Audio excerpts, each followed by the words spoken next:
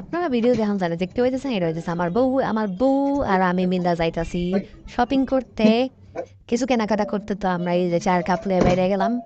এখন আমার বউ দেন টাকাটা ব্যাগে রাখতে গিয়ে রাখতে পারতেছিল না, অনেক কিছু লইছে। এই দেন সে একটা কাজ করছে, আমার ওয়ালেটটা ফালায় দিছে, যেটার ভিতরে প্রায় 3,000 টাকার উপরে ছিল। যাই হোক সেই বান্ডিলটা রাইখা দিছি আমি, ওনে দ্বারায় কথা বলেছিলাম, কথা বলতে বলতে আমরা চলে গেলাম, তখন বাজে 9:25, সরি 8:25। এরপরে 9:47 একজন আইলো, দেখলো আমার ওয়ালেটটা, কিন্তু সে উড়াইলো না, সে দরজাটা খুললা ভিতরে ঢুকে গেল না। যাই হোক এরপর আরেকজন আসলো, আরেকজন আইসা থক হ্যাঁ দাঁড়াই রইলো, দেখলো যে কি এরা জিনিসটা কি না বুঝে আবার সে তার ঘরের ভিতরে চলে গেল।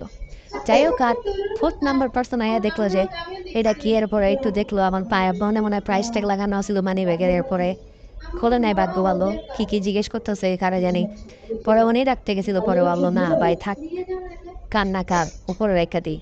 পরে হে এটারে সিঁড়ির উপরে রেখে দিছে। যাই হোক হেও চলে গেল গা।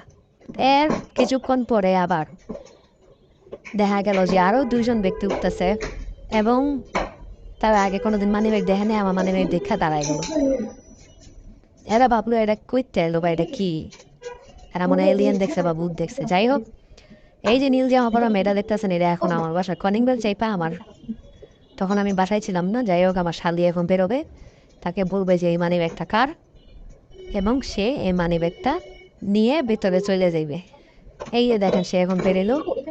আমার শালিও কম চালাক না, সে আগে মানি ব্যাগ খুললে দেখছে যে কত টাকা আছে, টাকা পয়সা কেউ লিছে কিনা।